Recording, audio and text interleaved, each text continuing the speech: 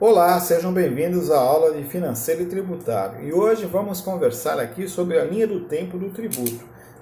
Depois de falarmos aí sobre princípios, competências constitucionais, vamos aí nos fixar hoje no Código Tributário Nacional. Então, a linha do tempo do tributo é uma questão aí muito importante, para a gente entender. Todo tributo, ele começa da previsão legal, que é a hipótese idência, o HI. A hipótese idência é abstrata. Então, ficamos aí o contribuinte na questão de cometer o que está previsto na hipótese abstrata para gerar o quê? O fato tributário. Então, é chamado de fato gerador. Então, o fato gerador tributário é a hipótese idência, que é abstrata, sendo realizada em concreto. Realizada em concreto, nasce também a obrigação tributária do contribuinte, que se dará por meio do pagamento de um crédito tributário em face dos entes federativos, União, Estado ou município, de acordo com a competência constitucional e de acordo com a legislação prevista no cumprimento dos princípios constitucionais. Ok? Então, essa é a linha do tempo. HI, FG, OT, obrigação tributária, e CT, crédito tributário. Repetindo, então, hipótese de incidência, fato gerador. Fato gerador. Obrigação tributária. Obrigação tributária. Crédito tributário. Então, se não houver, está aqui a hipótese idência. Se não houver o contribuinte cometendo fato gerador, não vai existir obrigação tributária. Tá? Então, comprei um veículo, a hipótese idência do IPVA nasce a obrigação tributária de pagar não só IPVA, mas taxa de licenciamento. E aí, quando eu pago, realizo o quê? O pagamento do crédito tributário para quem? Para o Estado, ou para o Distrito Federal. O IPVA é um imposto estadual. Mesma coisa na questão dos bens que circulam. Então, as coxinhas estão lá. As coxinhas do Neri, lá na faculdade, estão lá. Aí você está com fome. Você vai e comete o fato gerador, que está previsto na hipótese idência. Cometeu. Que é a circulação da mercadoria. Vai lá e come a coxinha. Comeu. Muito bem. Nasceu o quê? A obrigação tributária. Na hora que você compra a coxinha, você nem sente, mas está pagando o quê?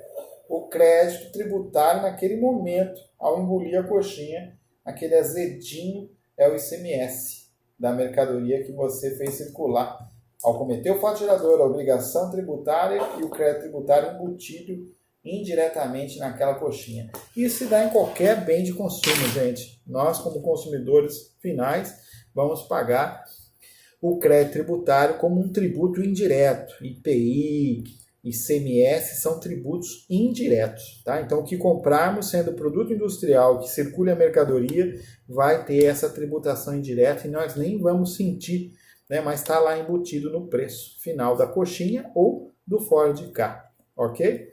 Então, dentro dessas considerações, é importante lá as previsões de obrigação tributária, no artigo 113, porque a obrigação tributária, a partir do momento que nasce o fato gerador, a obrigação tributária é a obrigação tributária principal, que é justamente pagar o tributo, e obrigação secundária, Então, a obrigação principal é pagar o tributo, a obrigação secundária é fazer o documento fiscal ou não fazer. E aí nós temos o que está previsto no artigo 113, parágrafo 1º, que é a obrigação principal, o artigo 113, parágrafo 2º do Código Tributário Nacional, que é fazer ou não fazer, que é uma obrigação de fazer quando se impõe a lei e quando a lei também não impõe a necessidade do documento fiscal. Aí é uma obrigação de não fazer o documento. Então, temos aí obrigações que são chamadas acessórias com relação aos documentos fiscais. E a multa, que no direito civil é uma obrigação acessória, aqui a multa no artigo 113, parágrafo 3º, é a penalidade. E a penalidade se converte em obrigação principal junto do pagamento do tributo. Não confundam. Obrigação tributária principal é o tributo e, se houver multa também aqui é principal. Cuidado, o artigo 113, parágrafo 3º do Código Tributário prevê isso. Tá? Tomar cuidado com a multa aqui. A multa tributária nunca é acessória, sempre faz parte da obrigação principal tributária. O que é obrigação acessória são os documentos fiscais, é o que está previsto no artigo 113, parágrafo 2º do Código Tributário Nacional. Cuidado, então. Nota fiscal, declaração de imposto de renda são documentos fiscais, né? São aí exemplos que estão previstos no artigo 113, parágrafo 2º. E quando não se obriga a fazer o documento fiscal, por exemplo, o MEI. O MEI não é obrigado a fazer nota fiscal ou, né, cupom fiscal quando ele presta serviço para pessoa física. Está na lei 128 de 2008, a lei do MEI, microempreendedor individual. Então ele não é obrigado a fazer nota fiscal, então ele vai estar aí dentro das não imposições, são as negativas, né, de documento, que o artigo 103, parágrafo 2º também coloca para nós. Então, quando não está obrigado, o artigo 113, parágrafo 2º vai dizer que a obrigação é de não fazer o documento fiscal. Não haverá obrigação acessória neste caso. Isso tem que estar bem ilustrado, né? Tem que estar bem aí estudado, porque na falta de um documento fiscal pode gerar o quê? Multa. Não tem documento fiscal, chegou o fiscal. Não tem documento fiscal, o que vai gerar? Obrigação principal, multa. Artigo 113, parágrafo 3º, se convertendo no artigo 113, parágrafo 1º do Código Tributário Nacional, ok? Aspectos do fato gerador. Então tem um aspecto pessoal, o contribuinte, o responsável tributário, ao qual vamos estudar ainda quem é o responsável tributário no lugar do contribuinte. O aspecto espacial, que é onde, em que território vai se recolher do município, do estado, da União, onde ocorreu o fato gerador, né? É a questão territorial. O aspecto qualitativo, que é a base de cálculo, vai qualificar, né? Então o preço qualifica. É a base de cálculo, é a base da tributação. O preço. Agora tem o aspecto quantitativo. O aspecto quantitativo se dará por meio de percentual. Então você coloca o percentual no aspecto qualitativo, que é a base de cálculo, e aí você terá o quê? O pagamento do crédito tributário para o fisco, federal, estadual, municipal, dependendo aí do ente competente. Então você tem lá o aspecto qualitativo, base de cálculo, sobre ela vai o percentual, que é o aspecto quantitativo, 5%. Então sobre o preço de 100, 5% vai dar R$5 de ICMS, ISS, I, sei lá, que imposto que está lá dentro da competência, que diz que é 5% alíquota sobre o preço, sobre a base de cálculo. Qual é a base de cálculo do IPTU? O valor venal do imóvel. Então, você aplica o percentual do IPTU, 2%, sobre o valor venal do imóvel, por exemplo. Então, o valor venal do imóvel é 140 mil. 2% de 140 mil, quanto vai dar? 1%, 10%, dá 14 mil, certo? 10% é 14 mil.